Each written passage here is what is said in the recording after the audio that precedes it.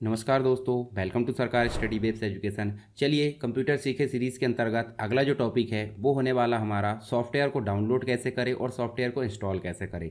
साथ ही जो हमारे कंप्यूटर में सॉफ्टवेयर होते हैं उनको अनइंस्टॉल कैसे करना है।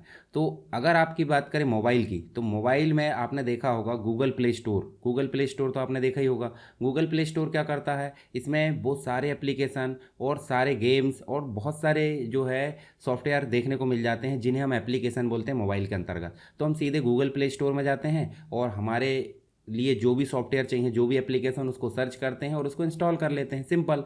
तो आपके जो मोबाइल है उसमें वो एप्लीकेशन इंस्टॉल हो जाता है, चाहे व्हाट्सअप की बात करें, चाहे फ़ोनपे की, चाहे गूगल पे या कोई भी चीज़। तो सिंपल आप क्या करते हैं, सर्च करते हैं। मान लीजिए आपने व्हाट्सअप सर्च किया, तो आप क्या करते हैं, इस प्रकार से व्हाट्सअप सर्च करें और व्हाट्सअप सर्च करने के बाद ऐसा आ गया और उसको इंस्टॉल कर लेते हैं। तो ये तो बात हो गई एप्लीकेशन की। हम बात करते हैं विंडोज़ के अंतर्गत। जो हमारा कंप्यूटर है उसमें कोई भी सॉफ्टवेयर जो हमको चाहिए उसको इंस्टॉल कैसे करें। तो इंस्टॉल करने के लिए आपके पास में उसकी फ़ाइल होना चाहिए जिसे हम EXE बोलते हैं, और एंड्रॉयड के अंतर्गत इस फाइल को APK बोलते हैं, एप्लीकेशन फाइल। ठीक है, तो यहाँ हम जो है सीधे क्या करेंगे, डाउनलोड करना सीखेंगे। पहले तो मैं डाउनलोड करना बता देता हूँ आपको, और डाउनलोड करने के बाद हमारे पास में जो सेटअप रखा है, जो फाइल रखी है, उसको इंस्टॉल कैसे करते हैं, दोनों ही चीज़ें देखेंगे। दूसरी चीज़, हमारे कंप्यूटर में जो भी अनावश्यक सॉफ्टवेयर होते हैं उसको हटाते कैसे हैं ताकि हमारी कंप्यूटर की स्पीड बरकरार रहे।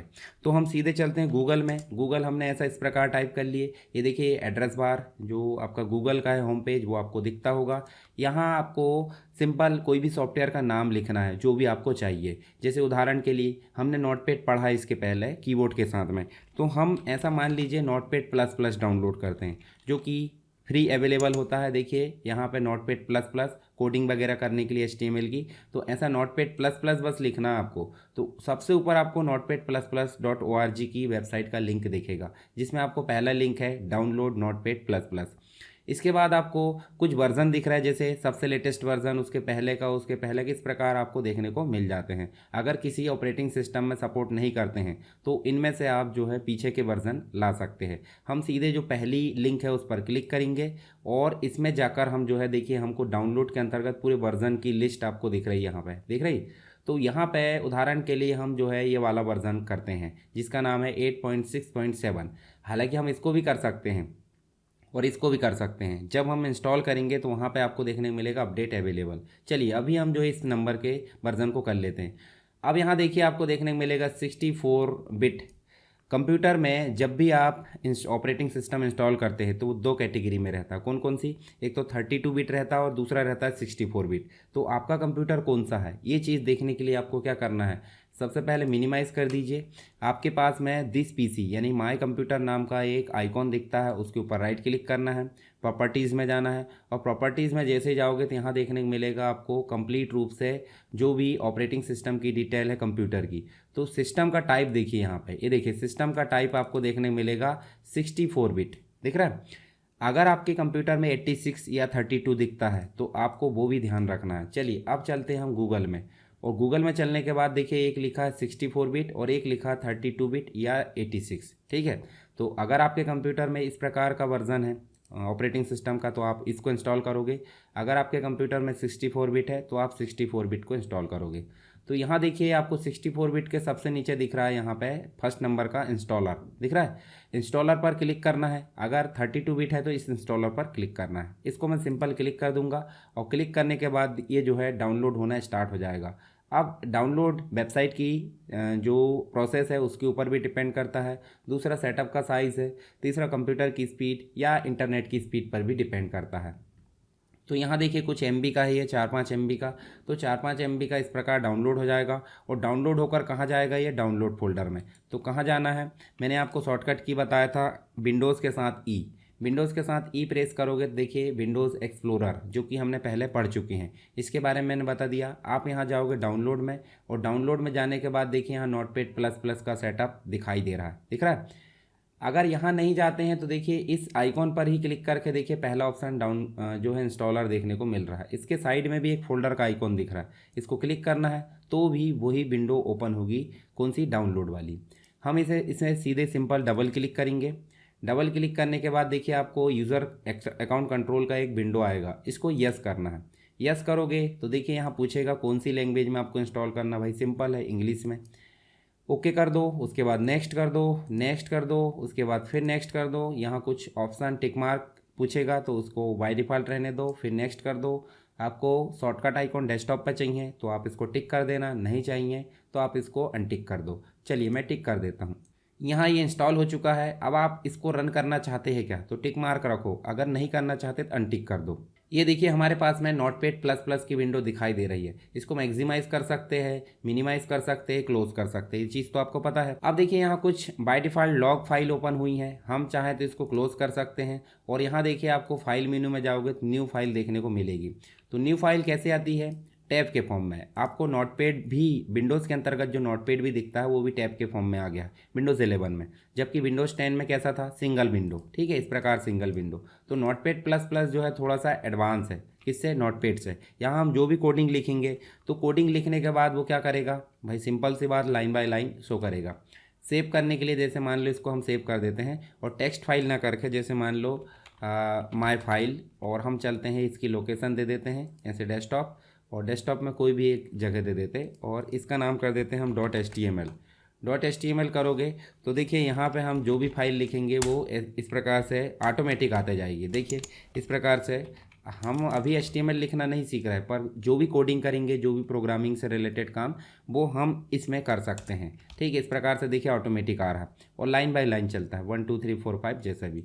मान लो कोई फाइल हम ओपन करते हैं, उदाहरण के लिए हम ओपन कर देते हैं यहाँ पे कोई भी नोटपैड में हमारे पास में फ़ाइल बनी होगी, डी में चलते हैं और यहाँ पे हम चलते हैं जैसे प्रोग्राम के अंतर्गत प्रोजेक्ट में, और यहाँ हम जो है, चलिए वापस चलते हैं माय प्रोजेक्ट के अंतर्गत, देखते हैं प्रोग्राम के नाम से एक रखा होगा। ठीक है, इस प्रकार से बहुत सारे प्रोग्राम हैं, इन सभी प्रोग्राम को हम इसमें ओपन कर सकते हैं और प्रोग्राम को लिख भी सकते हैं। चलिए बेसिक चीज़ है, अभी हमको इंस्टॉल करना सीखना था, इंस्टॉल हो चुका है। चलिए अब हम बात कर लेते हैं, हमने तो डाउनलोड करना सीख लिए और इंस्टॉल करना भी सीख लिए। अब हमारे पास में कोई सेटअप फाइल पहले से रखी हुई है, उसको इंस्टॉल कैसे करें, तो बात वही हो जाती है जैसे ये सेटअप फाइल हमारी डाउनलोड होकर आ गई, उसी प्रकार डाउनलोड होकर फोल्डर में रखी। तो हमारे पास में एक फोल्डर है जिसका नाम है मायसॉफ्ट, जिसमें आपको बहुत सारे सॉफ्टवेयर मिलेंगे जो डाउनलोड होकर रखे यानी फाइल के रूप में। इस पर हम कोई भी सॉफ्टवेयर पर डबल क्लिक करेंगे। ज़्यादातर सॉफ्टवेयर की स्टेप सेम होती है इंस्टॉल करने की, पर कुछ में आपको चेंजेस देखने को मिल जाता है। अगर उस प्रकार आपको चेंजेस देखने को मिलता है और प्रॉब्लम आती है इंस्टॉल करने में तो आप मुझे बता सकते हैं। तो इसमें देखिए आपको कोई भी एक फाइल पर हम क्लिक करें, देखिए इस प्रकार से हमारे पास में नेक्स्ट, देखिए आई एक्सेप्ट कर दो, नेक्स्ट कर दो, नेक्स्ट कर दो, नेक्स्ट, ये देखिए इंस्टॉल। इस प्रकार से ये इंस्टॉल हो जाता है टाइपिंग का सॉफ्टवेयर। ठीक है, इस प्रकार हम टाइपिंग के सॉफ्टवेयर को इंस्टॉल कर सकते हैं। और इसको हम जो है जैसे हिंदी करना, इंग्लिश करना, वो हमारे पास में है। इस प्रकार से जो भी है लॉगिन कर लो और इसको टाइपिंग कर लो। ठीक है, टाइपिंग का जो ट्यूटोरियल है मैंने बना दिया हूँ, उसको आप जाकर देख लेना। जैसे मैं आपको दिखा देता हूँ, उसकी लिंक भी मैं शेयर कर दूंगा टेलीग्राम पर। टेलीग्राम चैनल में आप जुड़ गए होंगे, देखिए मैं दिखा देता हूँ। ये देखिए, ये यहाँ पर देखने को मिलेगा आपको टेलीग्राम चैनल, जिसका नाम है SSW एजुकेशन PDF। इसमें आप जुड़ जाइए, तो इससे क्या होगा, आपको बहुत सारी वीडियोस, नोटिफिकेशन, बहुत सारी चीज़ जो आपको मोबाइल पर नहीं आती है तो वो यहाँ पर देखने को मिल जाएगी। तो इसमें आप जुड़ जाना, इसकी लिंक आपको डिस्क्रिप्शन बॉक्स में मिलेगी वीडियो के जस्ट नीचे। ठीक है, तो हमने सॉफ्टवेयर को इंस्टॉल करना देखे, डाउनलोड भी करना देखे, डाउनलोड करके इंस्टॉल करना। अब हम सॉफ्टवेयर को हटाते कैसे, तो अगर आप ऑपरेटिंग सिस्टम यूज़ कर रहे हैं विंडोज़ 11, कौन सा, विंडोज़ 11, तो मैं जैसे बता रहा हूँ वैसे आप अनइंस्टॉल कर सकते हैं। आपको सीधे जाना है स्टार्ट में, और आपको कोई भी सॉफ्टवेयर, जैसे मान लो आपको जो हमने हिंदी टाइपिंग का जो एप्लीकेशन इंस्टॉल करे, जैसे ये देखिए ये टाइपिंग एक्सपर्ट, इसके ऊपर राइट क्लिक करना, या फिर इसके देखिए यहाँ पे आपको एरो पर क्लिक करोगे तो आपको जो है यहाँ पे क्या देखने को मिलेगा, अनइंस्टॉल। क्या देखने को मिलेगा, अनइंस्टॉल। या फिर इसके ऊपर राइट क्लिक करोगे तो भी अनइंस्टॉल मिलेगा।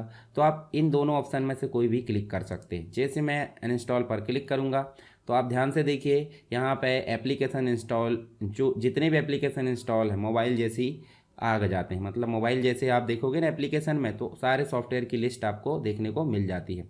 तो इनमें से जो भी सॉफ्टवेयर आपको हटाना है, उदाहरण के लिए देखिए एक्सबॉक्स हटाना है तो आप यहाँ जाओ और अनइंस्टॉल पर क्लिक कर दो।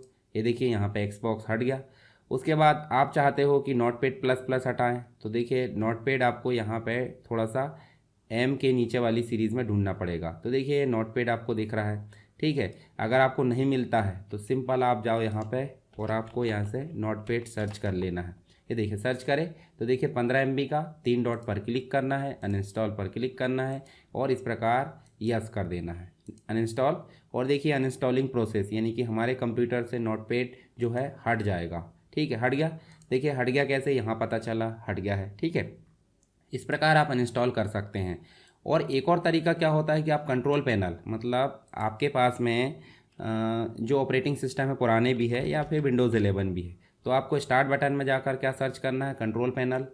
कंट्रोल पैनल पर जैसे क्लिक करोगे तो आपको इस प्रकार का भी दिख सकता है। देखिए इस प्रकार का भी दिख सकता है। तो जो कैटेगरी दी है व्यू, इसमें लार्ज आइकॉन या फिर स्मॉल आइकॉन, जैसे भी आपकी मर्जी आप ऐसे क्लिक कर सकते हैं।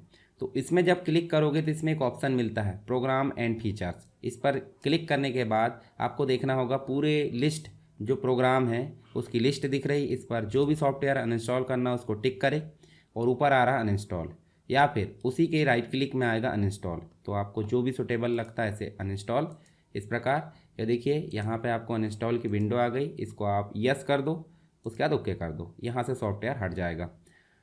अब कंट्रोल पैनल क्या होता है, तो कंट्रोल पैनल के लिए सेपरेट जो है हम क्लास लेंगे आगे चल के, तो उसके लिए आप जो उसमें जान सकते हैं। ठीक है, अभी हमने सिर्फ देखे हैं सॉफ्टवेयर को इंस्टॉल कैसे करते हैं और सॉफ्टवेयर को अनइंस्टॉल कैसे करते हैं। जैसे मोबाइल में ना कोई भी एप्लीकेशन को इंस्टॉल कैसे करते हैं, और अगर अनइंस्टॉल करना है तो आप क्लिक करके रखो अनइंस्टॉल आ जाता है, रिमूव, या फिर आप ऐप्स में जाकर हटा सकते हैं, दोनों ही तरीके से।